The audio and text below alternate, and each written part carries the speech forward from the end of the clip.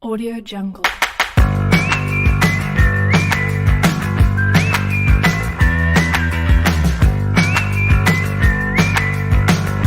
Audio Jungle.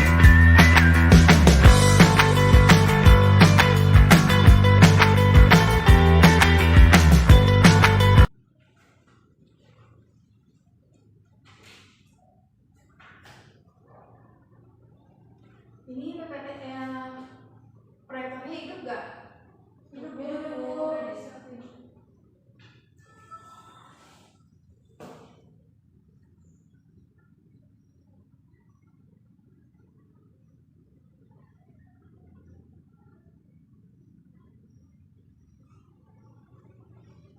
Ketua kelas bisa dipimpin doa terlebih dahulu ya. Ada Bu. Ya, tidak.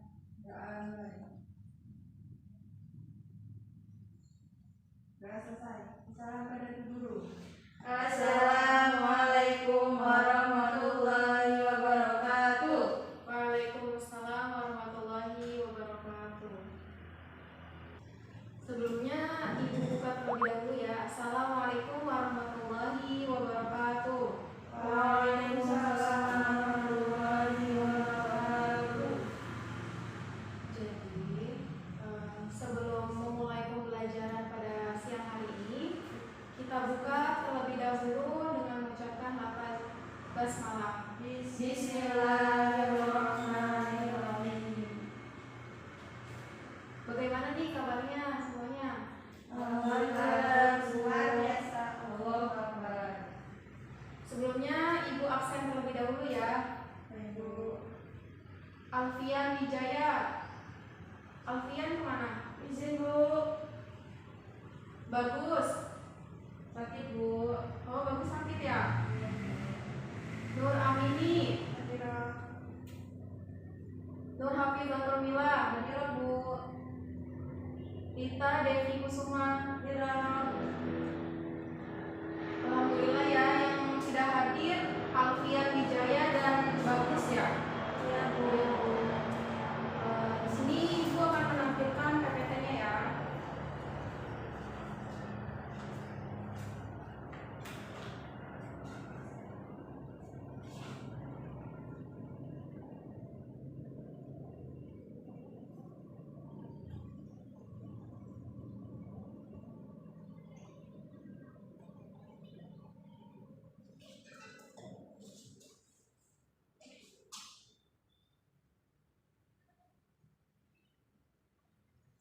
Jadi pada siang hari ini kita akan membahas tentang mata pelajaran SKI kelas 9 ya, kelas 9 MTS. Materinya yaitu Syekh Muhammad Arsyad Al-Banjari. Nah, ada yang tahu tidak Syekh Muhammad Arsyad Al-Banjari itu siapa? Belum tahu ya. Nah, ini adalah Syekh Muhammad Arsyad Al-Banjari. Syekh Muhammad Arsyad Al-Banjari dia wafat pada 1812. Dia ini seorang pengarang kitab Sabilal Muhtadin yang banyak menjadi rujukan bagi banyak pemeluk agama Islam di Asia Tenggara. Nah, beliau ini dilahirkan di desa Lokgabang pada hari Kamis dini hari pada 151 Safar 1122 Hijriah bertepatan pada 9 Maret 1710 Masehi. Nah, beliau ini anak pertama dari Abdullah dan Siti Aminah. Dalam keluarganya beliau itu keluarga muslim ya yang taat beragama, yang nasabnya sampai pada Nabi melalui jalur Sultan Abdul Rashid Mindanao.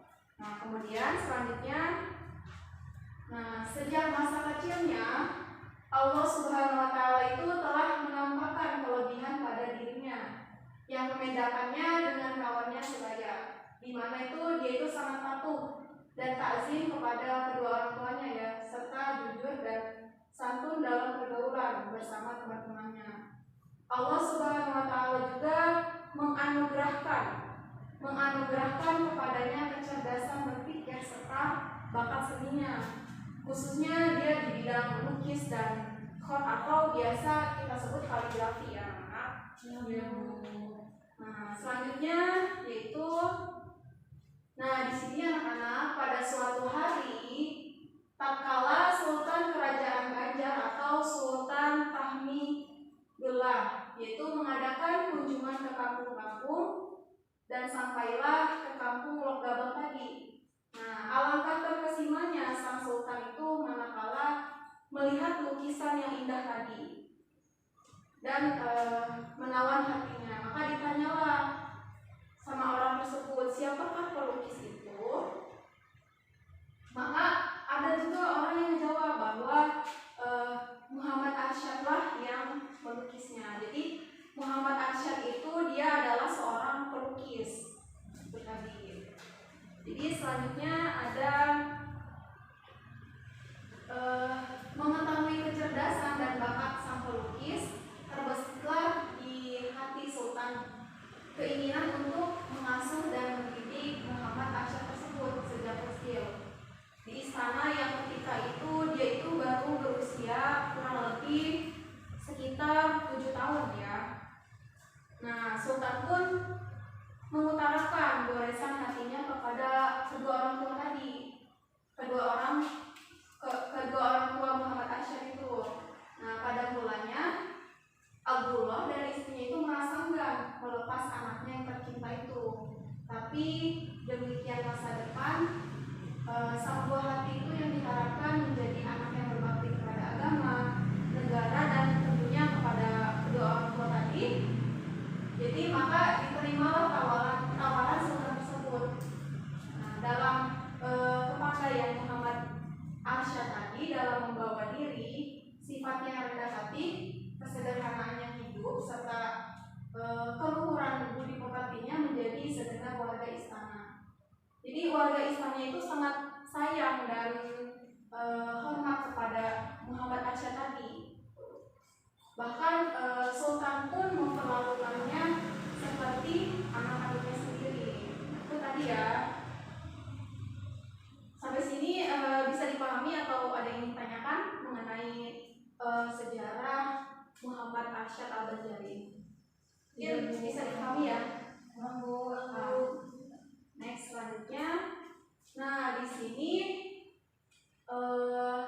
setelah dewasa beliau itu dikawinkan dengan seorang perempuan yang solehah bernama Tuan Bajut. Nah, seorang perempuan yang taat lagi berbakti kepada suaminya sehingga terjalinlah hubungan saling pengertian dan hidup bahagia.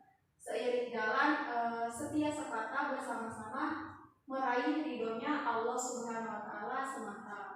Nah, ketika istrinya mengandung ini, anak yang pertama terlintaslah di hati Muhammad Arsyad suatu keinginan yang kuat untuk menuntut ilmu di tanah suci Mekah. Maka disampaikan olehnya hasrat hati kepada sang istri tercinta tersebut. Jadi Muhammad Arsyad itu berbicara kepada istrinya langsung.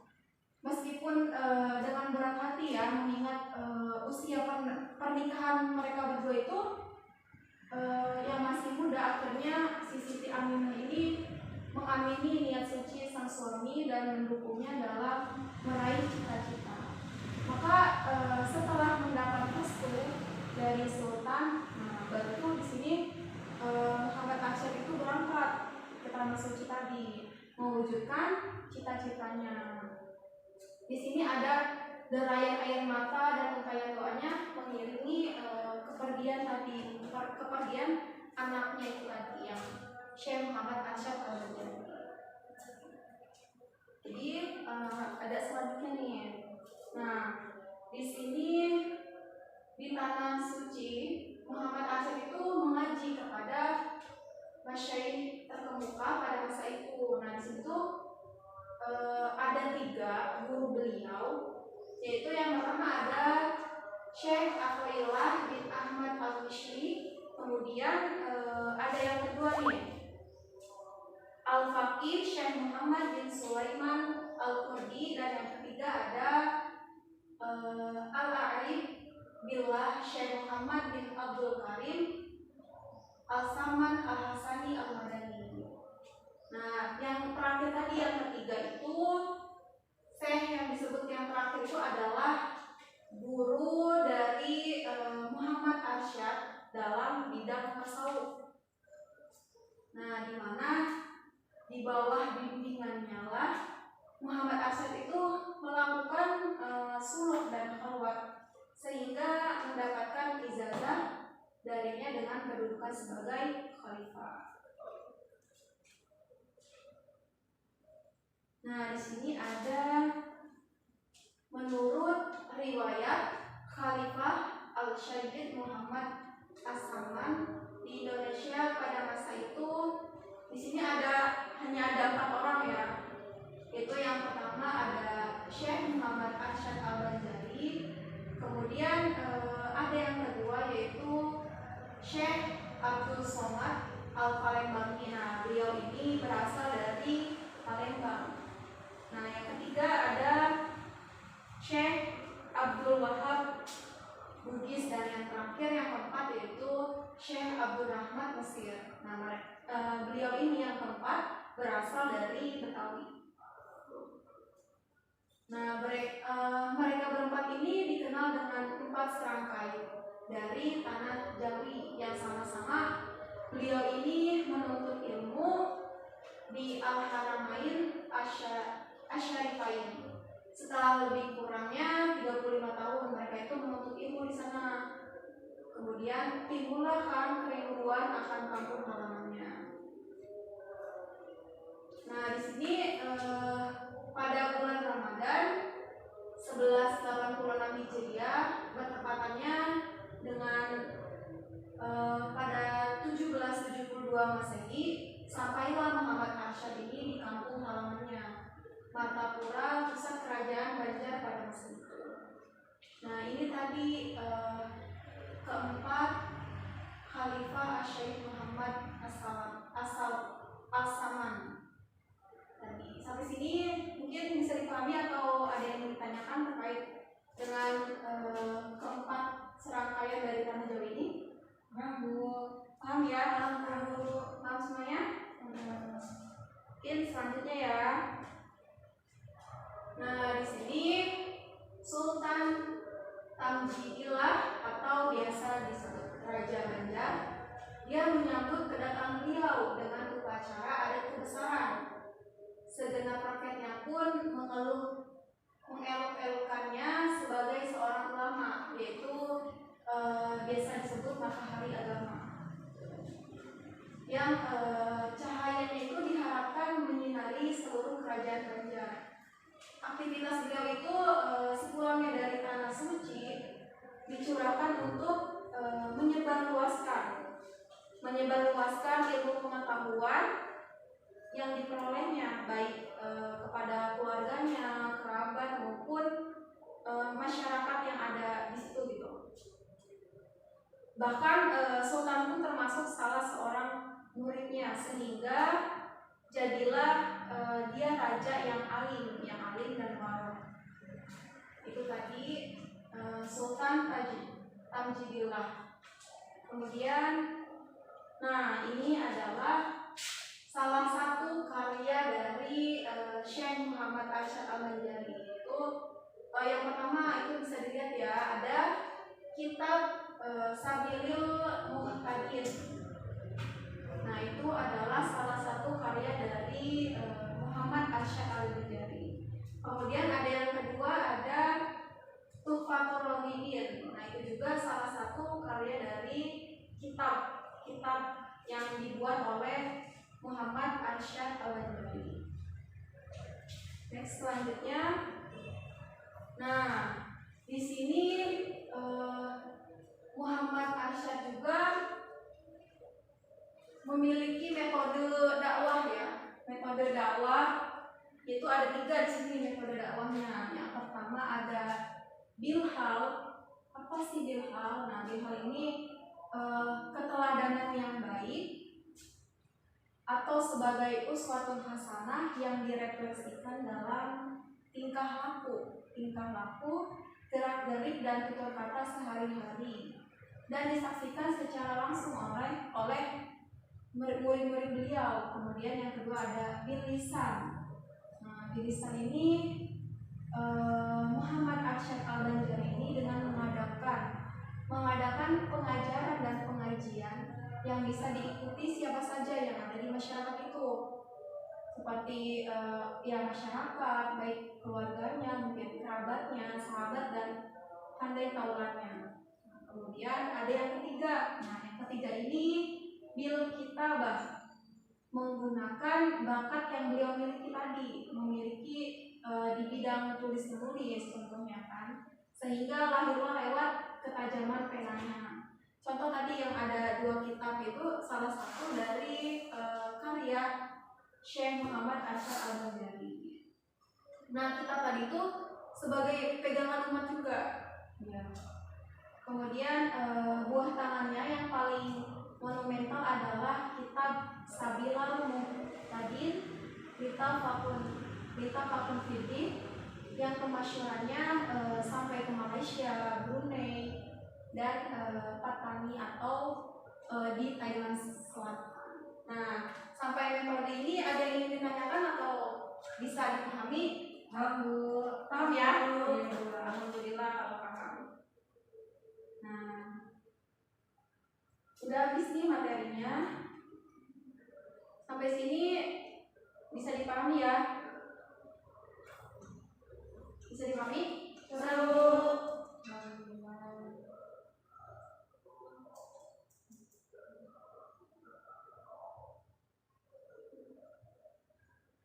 Nah, selanjutnya ibu punya games nih. Gamesnya yaitu nama gamesnya yaitu talking stick.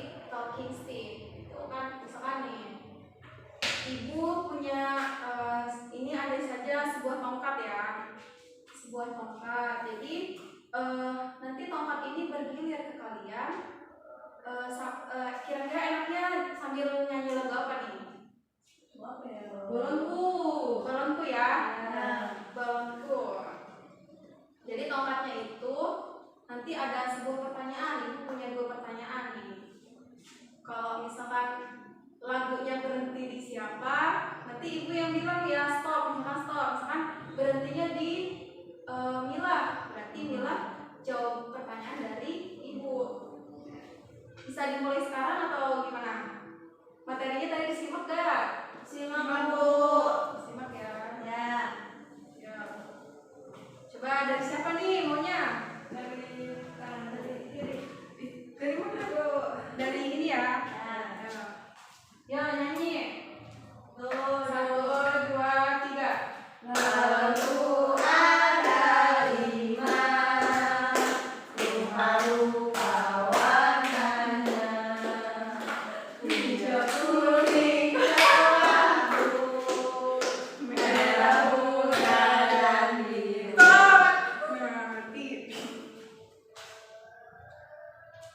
Jadi saudara Narita ya? Ya ibu.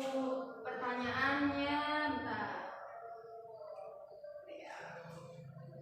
Pertanyaannya yang pertama yaitu dengar baik ini ya, disimak baik-baik ya. Atau mau ibu diktakan atau dikta ibu kita aja ya. Ya. Yang pertama, pada saat itu di tanah suci, nah Muhammad Arsyad ini mengaji kepada syekh-syekh terkemuka. Nah, siapakah nama guru-guru beliau tersebut? Coba disebutkan. Tadi kan sudah ibu jelaskan di ini PPT. Yang pertama itu bernama Syekh Al-Talha bin Ahmad Al-Misari Bu. Nah, Siapa lagi ya? ada berapa Bu? Tadi ada berapa yang disimak di PPT? Ada berapa nih? Kayaknya ada 3. Ayo. Berarti yang kedua itu Al-Faqih Syekh Muhammad bin Sulaiman Al-Kurdi Bu. Habis itu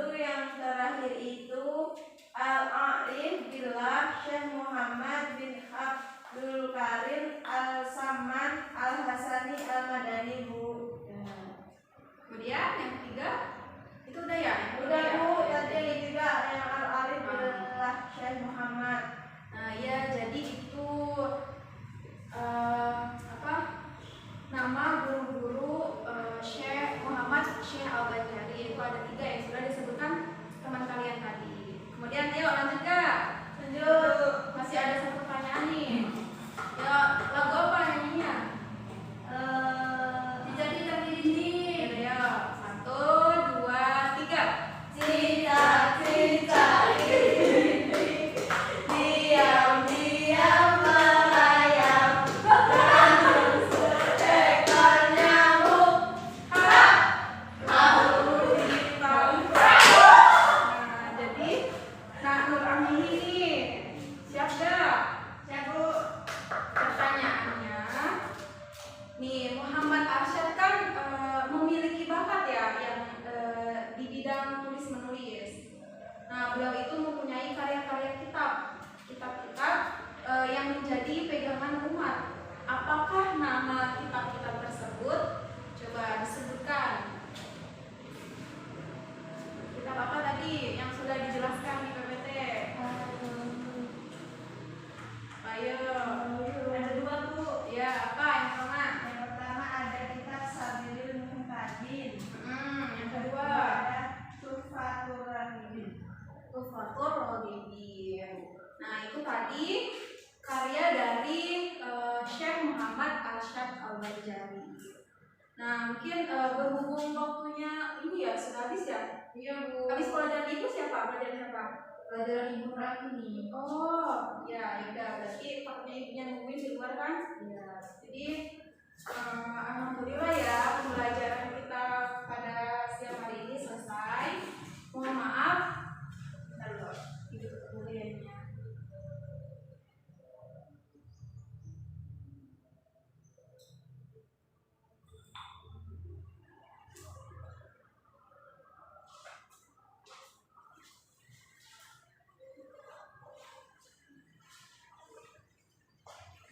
Ya, jadi terima kasih anak-anak. Mohon maaf jika banyak salah kata dari ibu dalam menyampaikan materi. Mungkin materinya dibaca-baca lagi ya. Ntar minggu besok takutnya ada ulangan harian. Ibu. Tadi yang dapat pertanyaan dari ibu dapat nilai tambahan ya dari ibu 10 poin. Terima kasih Bu. Mungkin Nabila bisa pertemuan minggu selanjutnya ya. Ada lagi kan Bu? Ada, nanti insya Allah. Berhubung waktunya sudah habis, kita tutup pembelajaran pada siang hari ini dengan mengucapkan lafaz hamdalah. Sekian dari Ibu akhiri. Wassalamualaikum warahmatullahi wabarakatuh.